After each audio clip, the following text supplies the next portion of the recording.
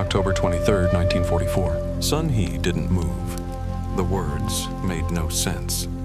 Safe after everything. The soldier didn't push, didn't shout. He waited. Inside that moment, time seemed to stop. The sound of his voice felt unreal, like something from a world she no longer believed existed. For women trapped in Japan's military comfort stations, liberation didn't come with cheering or celebration. It came quietly, like a whisper they were afraid to trust. These women, Koreans, Chinese, Filipinas, and others, had survived years in places designed to erase them. They were told no one would ever come, that the world had forgotten, that death was the only escape. When American soldiers finally reached those compounds in 1944, what they found stunned even battle-hardened men. There were no Japanese guards waiting to fight, only young women hiding in corners, terrified of rescue. To the soldiers, they looked like victims of a cruel system. To the women, the soldiers were simply another kind of uniform. How could they tell the difference? That morning in Leyte, the world changed for Kim Sun-hee, not with victory or noise, but with a gentle voice that carried both confusion and kindness. The morning air over Leyte in the Philippines was heavy and silent. Inside an abandoned garrison compound, a young Korean woman named Kim Sun-hee pressed herself against the rough bamboo wall, every muscle frozen. It was the first time in years anyone had spoken to her without expecting obedience. The first time fear met uncertainty instead of violence. For the Americans, it was just another day pushing through enemy lines. For Sun-hee, it was the day she learned that freedom could sound like a stranger saying, "You're safe now." For 3 years, she had learned to read the rhythm of boots. The quick, harsh steps meant anger. The drunken shuffle meant another night of humiliation. Each sound had been a warning pain was coming. But these footsteps were different.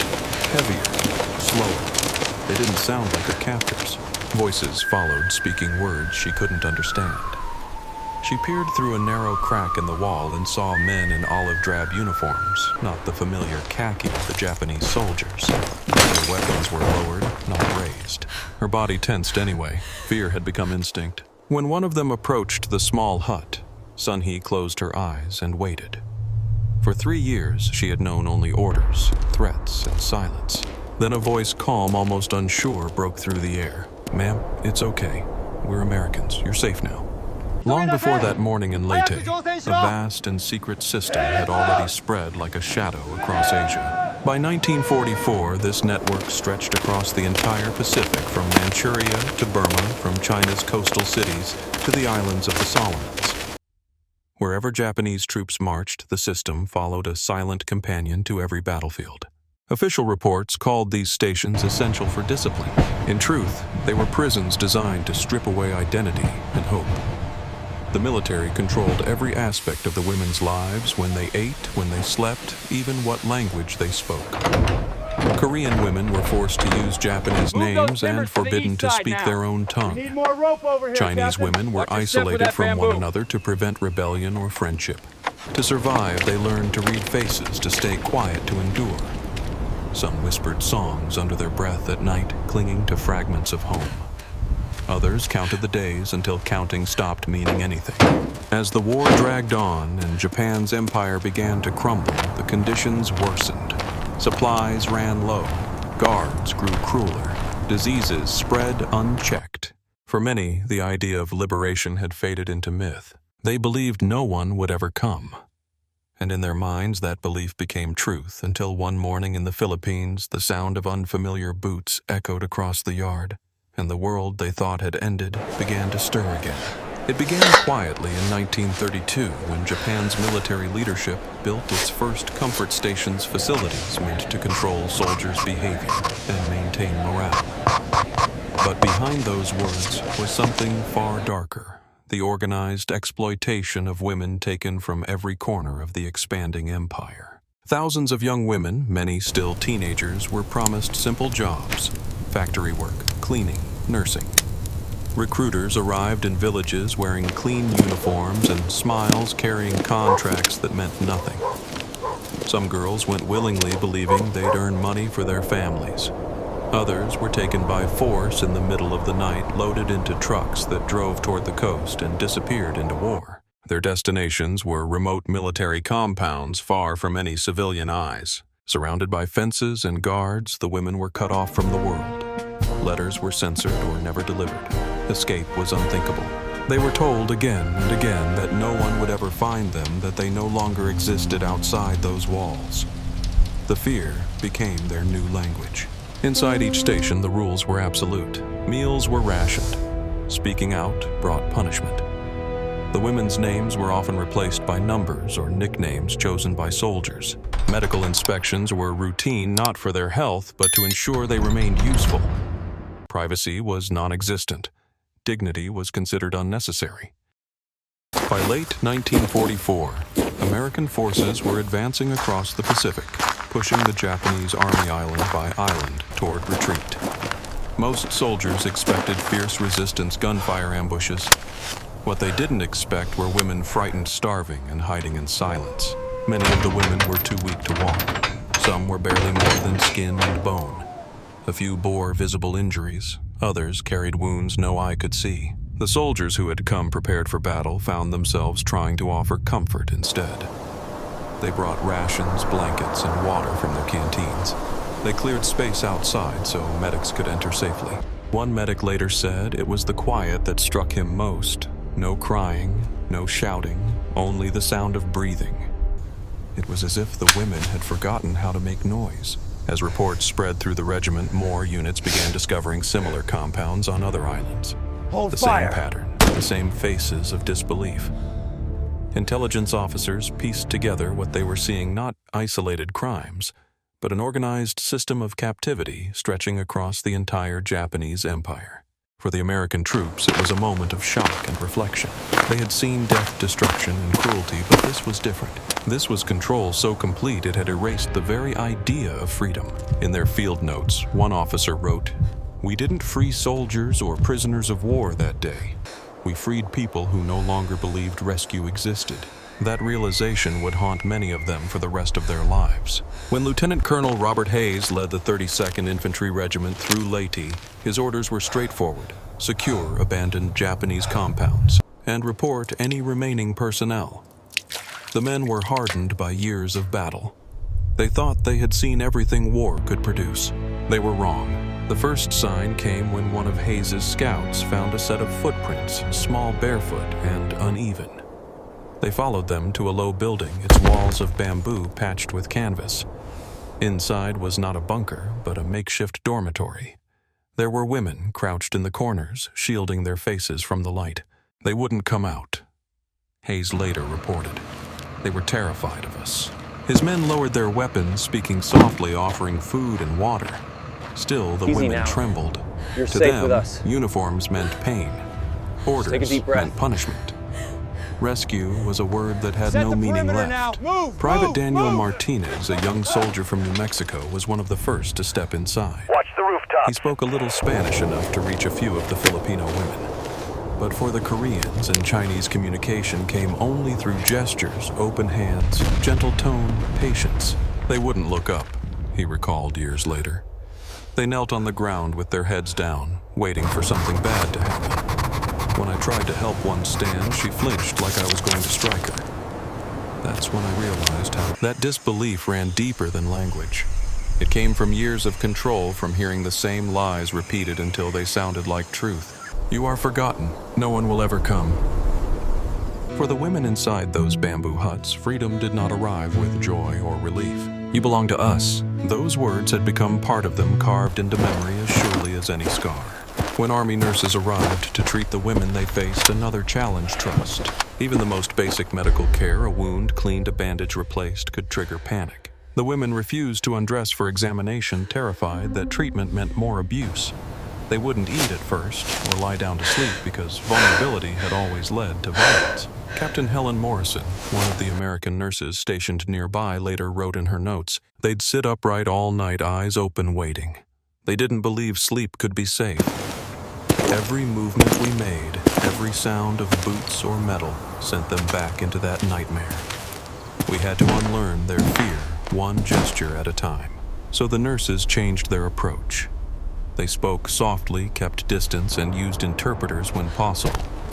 When no translator was available, they relied on tone, the kind that said, "I'm not here to hurt you." One nurse left food without speaking, then stepped back, letting the women decide when to take it. Small acts, quiet and simple, but they mattered. Slowly, something began to shift. It arrived like a trick of the mind, something too fragile to trust. The women started eating a little. They accepted water.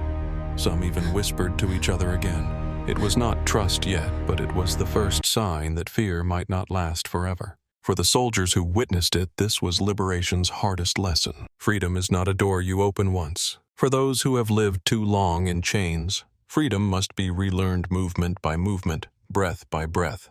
And for the women who had survived the unthinkable, every small moment of kindness, a meal offered a soft tone. The absence of shouting became proof that life could change. They were still surrounded by uniforms, still trapped inside a world of war. But for the first time, not all uniforms meant danger.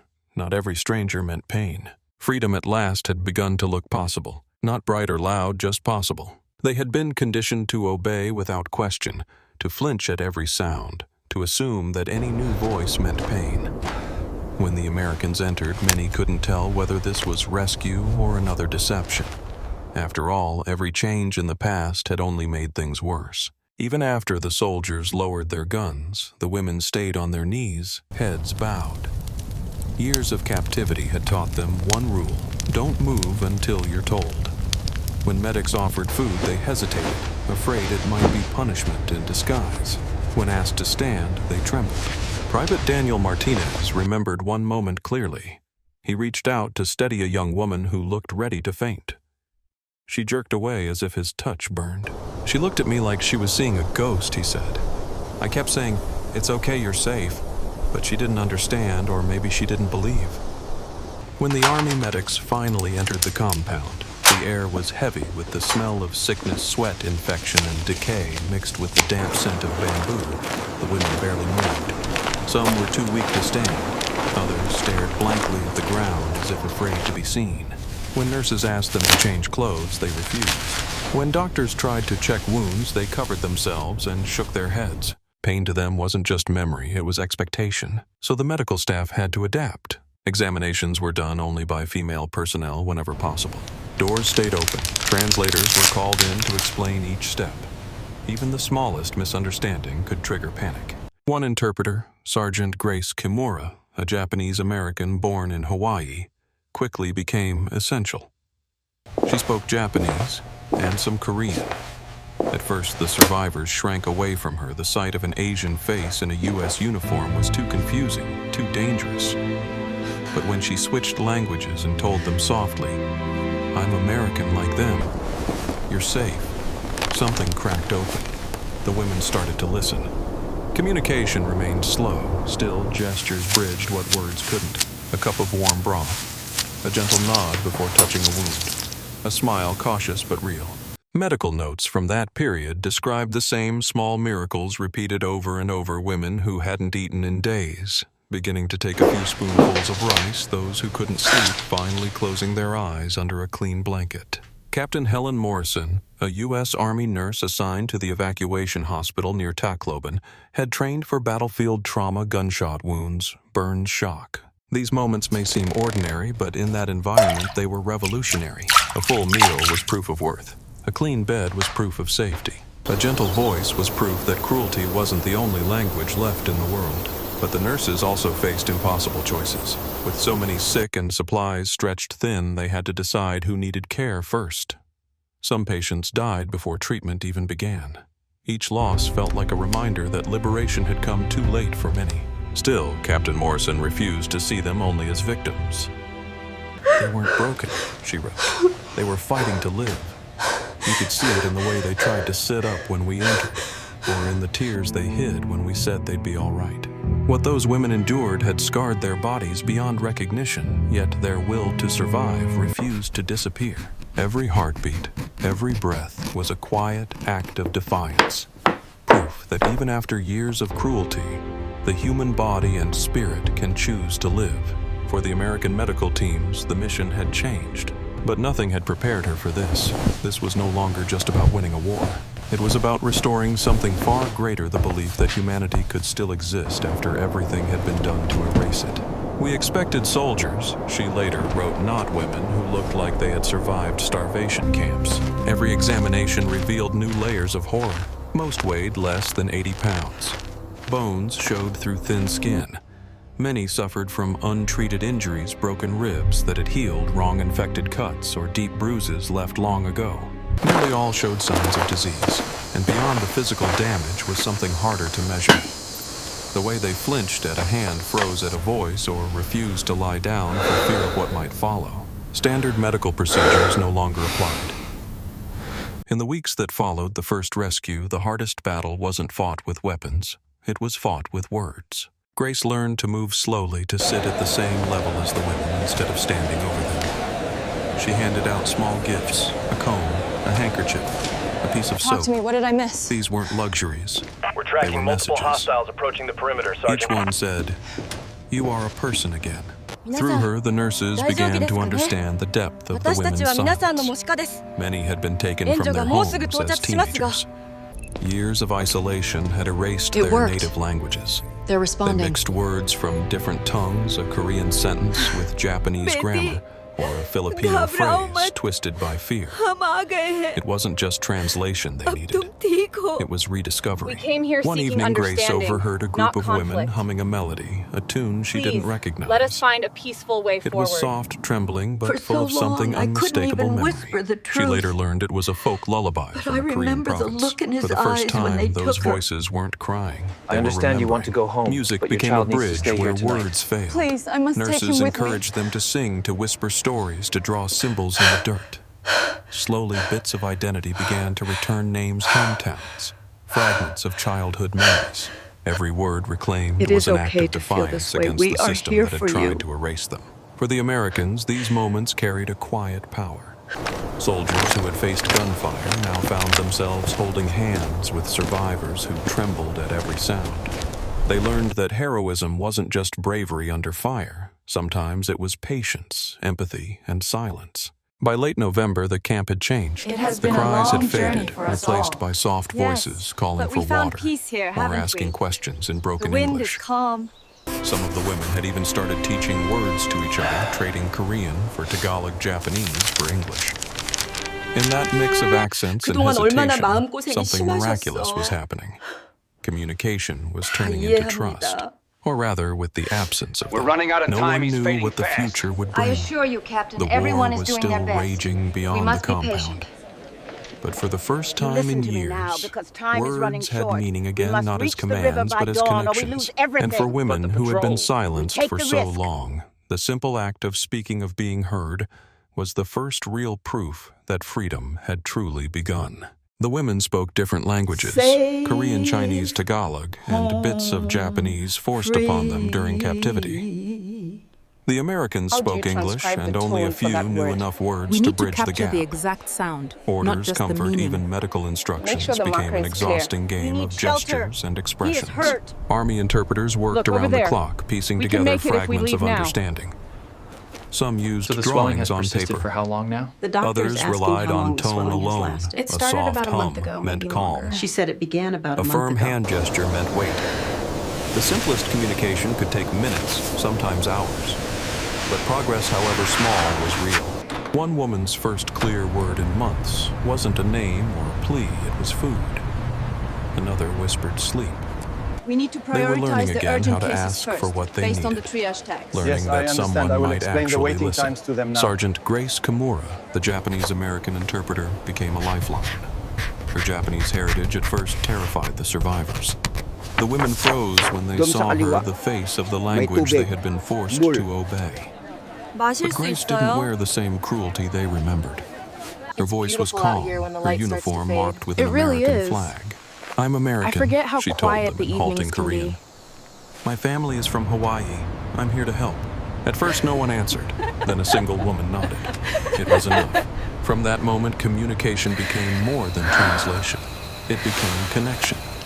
Weeks after the liberation, As the sun compound rises, had changed. the No one had dedicated ever given her staff begins permission to another wash day alone. of quiet, In the station, every essential act, care. eating, bathing, sleeping, had been controlled. Privacy was forbidden. Why? Her body had never belonged to her, so she waited unsure if this was a trick. When the nurse didn't return, she slowly reached for the soap. The scent, faintly floral, clean, unfamiliar, filled the room. She dipped her hands into the water and began to wash, trembling. That simple act, washing herself by choice, became a kind of quiet Can you pass rebellion. that tray down to the Later, end? Maria Yes, told right away. another We need nurse. more rice over here. For the first time in 3 years, I was alone. No one watched. No one gave orders.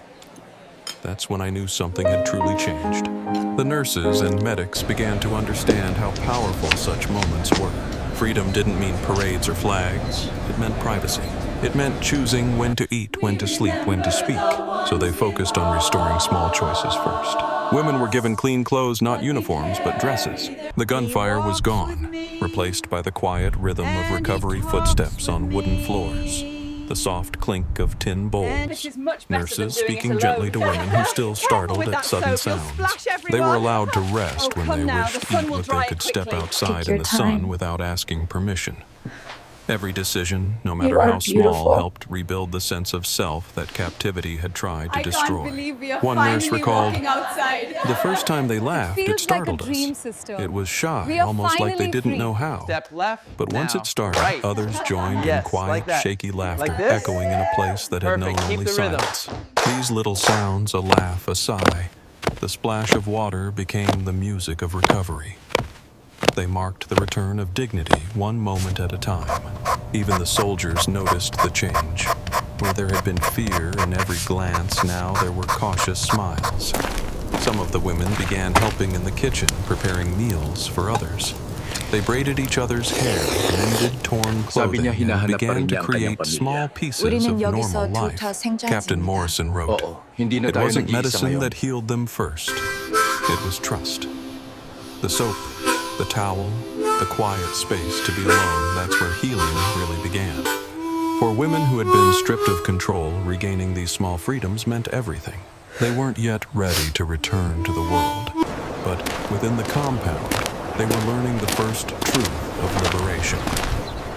Freedom begins when you're finally allowed to make a choice, and someone respects it. For the first time in years, there was no shouting, no curfew horn, no barked orders. But freedom, as the soldiers soon learned, isn't restored overnight. It grows in tiny, fragile moments, the kind that might seem ordinary You must to be anyone careful who with hasn't this lived decision, without them. child. One of those I moments understand. began I with will something be. as simple as a bar of soap. We are Captain always Helen here for Morrison you. entered the hut, carrying a small metal basin, a towel, and a bar of soap wrapped in brown paper. She placed them beside one of the women, a thin Filipina named Maria Santos, who sat with her back against the wall, knees drawn close to her chest. Helen smiled, then stepped away without saying a word. The gesture was deliberate, an invitation, not an order. Maria looked at the basin for a long time. Long before the Americans arrived, long before the bamboo gates opened, the women had already built their own kind of resistance, quiet, unseen, but powerful. And a Filipina named Rosa taught the others to weave small baskets from palm leaves, not because they needed baskets, but because keeping their hands busy stopped their minds from breaking. These small acts, a shared meal, a song, a touch kept them human. When the Japanese guards demanded obedience, the women gave silence. When cruelty was meant to destroy their unity, they built it stronger. In that silence, they became a community of survival. After the liberation, when the soldiers and nurses heard their stories, many were stunned. They had imagined the women as broken, powerless. Instead, they discovered a quiet strength that had endured every attempt to crush it. Private Daniel Martinez later said, "They looked fragile, but they had more courage than most soldiers I'd met. They had survived a war of the body and the soul, and they had done it together." At the hospital camps, those same bonds became the backbone of recovery. The women who could walk helped feed those who couldn't. Those who understood a few English words translated for others. Sister. They braided We are each other's here hair, together. sat together during treatment, and refused to Thank leave you. anyone behind. Captain Morrison observed, "They healed each other faster than we ever could." They reminded us what compassion looks like when there's nothing left to give. In many ways, the Americans provided safety, but the women provided survival. They called each other by secret names, shared scraps of And then food, he said, whispered songs in the dark. Seriously. In a world designed And to I erase couldn't them, stop Friendship became their only form of freedom. Their unity built in darkness became their strength in the light. And though the war would scatter them across countries and oceans, those invisible threads born out of suffering, bound by love, Twisted would just hold like them this. together for the rest of their lives. Decades later, when Chong Sun-mi testified before historians, she said, "We survived because we remembered each other's faces. We protected hope when hope was forbidden. We were not soldiers, but we fought every day for each other. It was that sisterhood, not any army, that kept them alive long enough to be found." Among them was Chong Sun-mi, a young Korean woman taken from her village at 16. She later said, "We became sisters in suffering." The phrase stayed with every nurse and interpreter who heard it because it wasn't just a description. It was a declaration. Inside the comfort stations, kindness had been dangerous. A woman who shared food could be beaten. One who defended another could be punished. Yet even under those rules, they formed bonds not through words, but through care. When someone fell sick, the others covered for her, took her place, or gave her their portion of rice. When one cried silently in the night, another would hum a lullaby from home, hoping the sound might keep the nightmares away. One Chinese woman named Li Mei Ling shared her rice every morning with a sick girl beside her. "If one of us dies," she told her softly, "the other must live and remember." By the end of 1944, the compound at Leyte no longer looked like a prison, so the Americans tried something new. They worked with local communities and church volunteers to help the women reconnect with their heritage. Traditional foods were prepared when possible: kimchi for the Koreans, steamed rice and tea for the Chinese, adobo and coconut broth for the Filipinos. When the women saw these familiar dishes, many cried. It wasn't just food, it was recognition. They were allowed to choose their own clothes, not issued uniforms. Whenever possible, they received garments in their traditional styles, hanbok cheongsam, or simple dresses in bright colors. After years of being treated as objects, fabric became a second skin of belonging. Religious leaders from nearby villages visited, offering prayers in different languages. We have some water for you. For some, hearing He's words stable, of just faith keep an eye again on was him. overwhelming. We're One getting everyone Korean checked woman out. later said, "When I heard the hymn in my own language, I felt like I existed That's again." it, nice and The steady nurses now. noticed another shift, too, You're the doing way the very women well. began to hold themselves differently. Shoulders straightened, voices grew stronger. They started helping the staff, folding sheets, organizing supplies, even comforting new arrivals. The care they had once given each other in secret now flowed outward. Captain Morrison wrote in her diary, You find a certain "It peace in the wasn't routine. just about health anymore. It's about It was taking about care of the reminding small them that things they were more than consistently. what had been done to them. Every smile, every word in their own language was a small piece of their humanity returned." The recovery was slow, uneven, and fragile. Some women laughed again, others couldn't yet. Some slept through the night, others still woke screaming. 1 bar of soap and a Healing comb wasn't the for same you. for everyone, and that was okay. Make sure you use the The water nurses learned to sparingly. measure progress not in speed, but in courage. The bamboo fences still stood, but now they surrounded something different, a fragile, growing sense of peace. One morning, Sergeant Grace Kimura found a group of women sitting under a tree, weaving palm leaves into shapes. When she asked what they were making, one answered softly, "We don't know yet. We just want to make something new." That simple sentence captured everything the Americans had witnessed after years of being forced to destroy these women were finally creating again. To the soldiers and nurses It's who okay, cared just for take them, your time, you can do it was it. the clearest sign that the war's deepest wounds weren't fatal. Beneath the scars, the human spirit still reached for light. For the survivors, becoming human again didn't mean forgetting what happened. It meant reclaiming what was stolen: their names, their voices, their right to choose to pray, to speak, to live. And for the first time in years, when they looked in the mirror, they Even didn't after see all victims. these years, the They saw taste of women the alive, persimmons brings whole me and back. still standing. She says The women she who once hid in remembers the silence persimmons, now moved through and it makes her sunlight, their smile steps now. uncertain It is so but good real. to have everyone here today. The Americans had given them safety.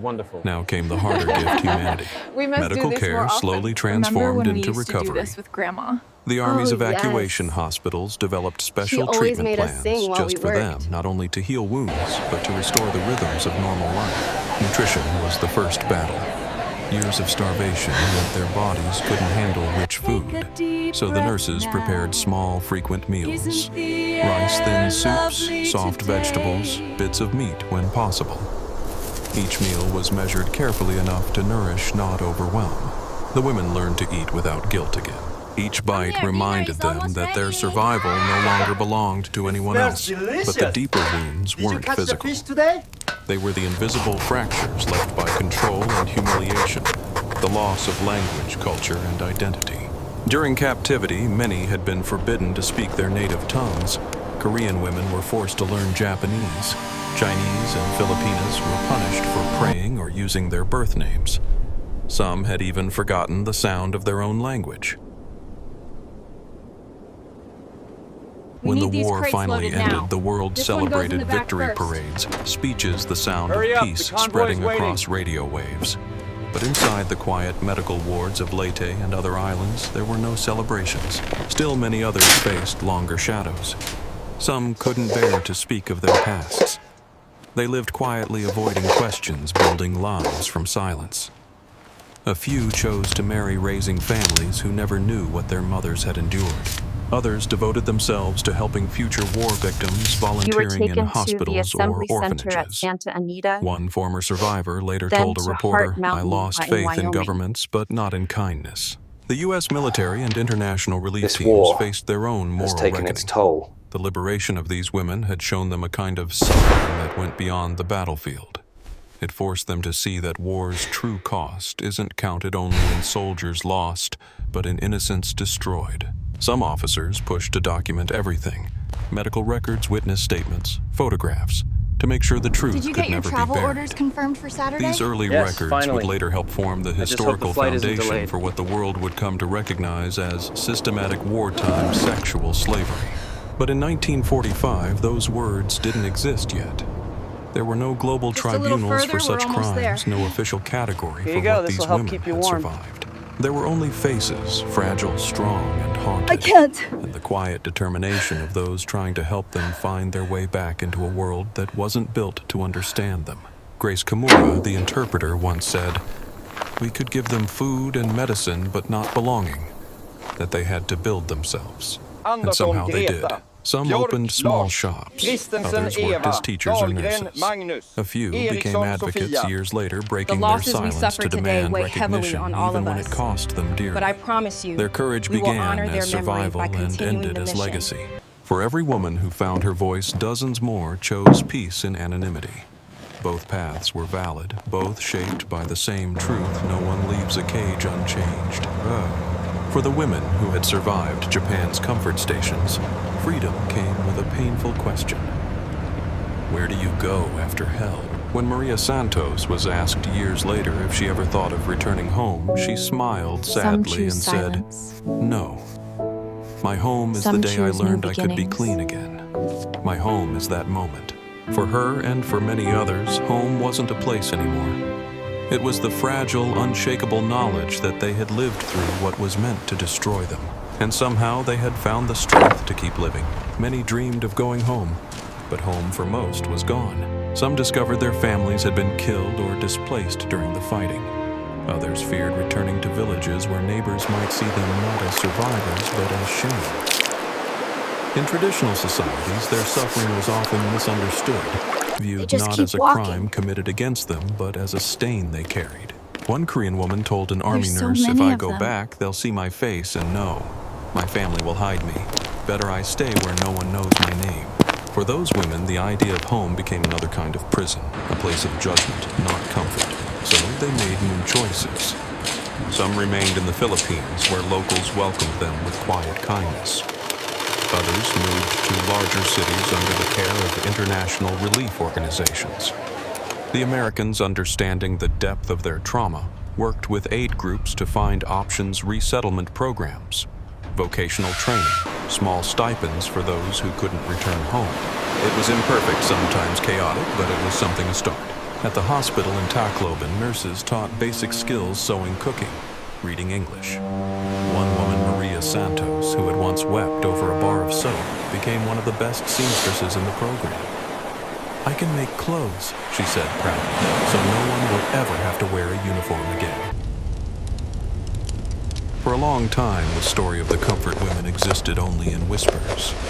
Memories shared behind closed doors between nurses, soldiers, and survivors who couldn't sleep at night. His letter never made the newspapers, but decades later, historians found it among his papers, and it helped complete the picture of what really happened. At the time, most soldiers didn't realize how important their observations would become. They were simply trying to process what they had seen. But those field notes, diaries, and photographs became irrefutable proof of an organized system of exploitation evidence that no government could deny forever. For the survivors, speaking out took far longer. Many stayed silent for decades, bound by shame and the fear of not being believed. In some cultures, their suffering was too taboo to name. Families discouraged them from talking, and societies preferred to forget. But silence is heavy, and eventually some decided to put it down. In the 1970s and 1980s, as the world began re-examining wartime crimes, a few survivors stepped forward. They were elderly by then, but their voices carried the weight of truth no document could replace. One Korean woman who had been liberated in Leyte stood before a room of students and said, "We will get through this." "I was told never to speak, but silence only keeps the wounds alive, so I speak for the ones who can't." Her testimony, along with dozens of others, She's been through a ignited lot, an international and she feels very movement alone demanding right now. recognition and apology. But I assured her, They we weren't are going seeking to help revenge. her find her They way. wanted acknowledgement, dignity, and the assurance that no one would ever again call what happened to them necessary. Meanwhile, American veterans who had once helped the survivors began sharing their own accounts. Le temps presse. At reunions and interviews, they described the shock, the compassion, and the haunting memories of that day. Some carried those images for the rest of their lives. Private Daniel Martinez, now an old man, told a reporter, I wonder if "We you thought we can were hear rescuing me out prisoners. there. We didn't realize It's so we were quiet witnessing the now, just aftermath the of a wind and crime the so crickets." large it didn't have a name yet." Their My testimonies voice from gains soldiers, strength nurses, as I interpreters, continue and my story. survivors became threads in the same fabric of truth. We stood But there and we silence, even saw when them. born from pain, cannot last others. forever. Together, they built what no empire could then erase a everything record of changed. humanity's failure and resilience. For historians, these voices became the evidence needed to expose Japan's military system of sexual slavery to the world. For activists, they became the foundation for modern laws protecting victims of wartime violence. And for ordinary people, they became stories of courage, proof that truth can survive even when justice comes too late. The women who spoke were no longer just survivors. They were witnesses, guardians of memory who refused to let the world look away.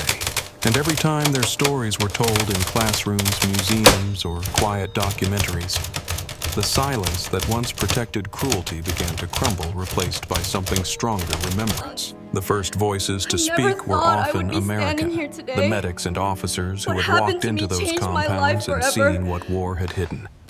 They filed reports, wrote letters, and recorded testimonies that would one day become the backbone of history's reckoning. Captain Helen Morrison was one of them.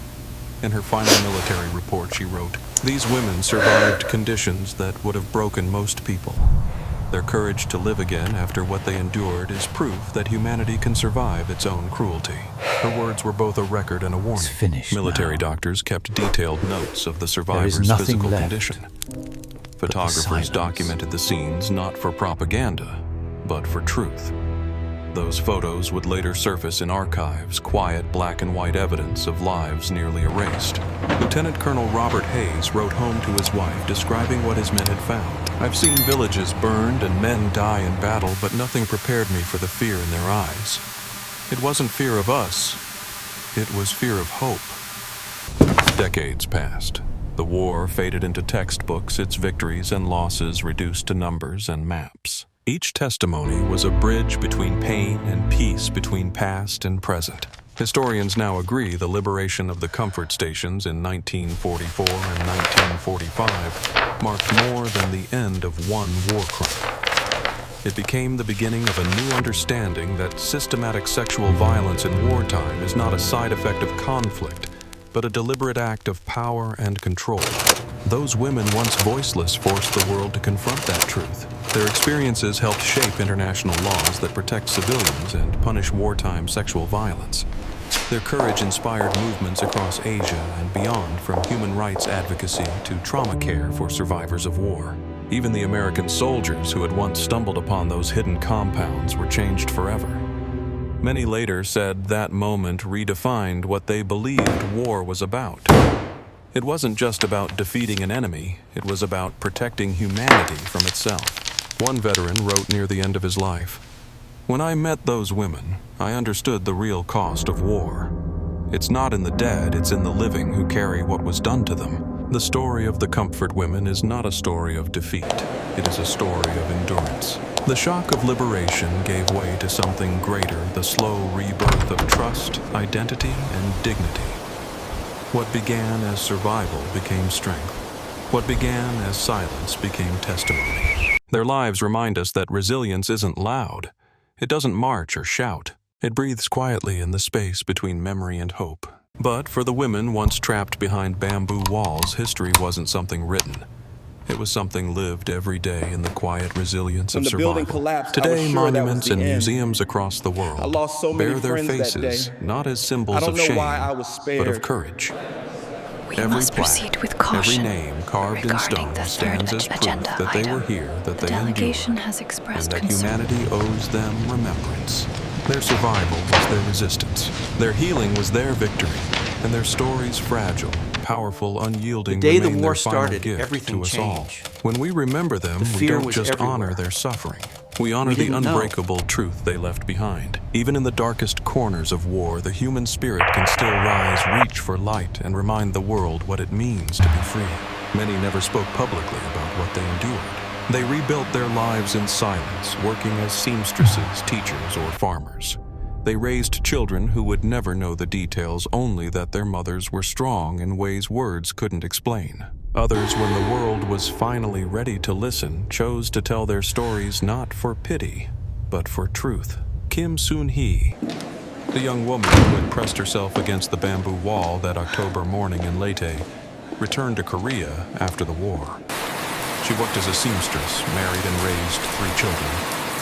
She never told them what happened in the Philippines, but her daughter would later say, "We saw it in her hands." The way she worked, the calm in her voice, the strength in her eyes, it came from something she had survived. Her story mirrored thousands of others' lives rebuilt quietly. Dignity reclaimed one day at a time. Kim, For those survivor who chose statement. to speak, the act of telling became its own form of healing. They stood before audiences, sometimes trembling, and described the moment they realized freedom was real. The first meal they ate without fear, the first time someone said, "You're safe now," and meant it.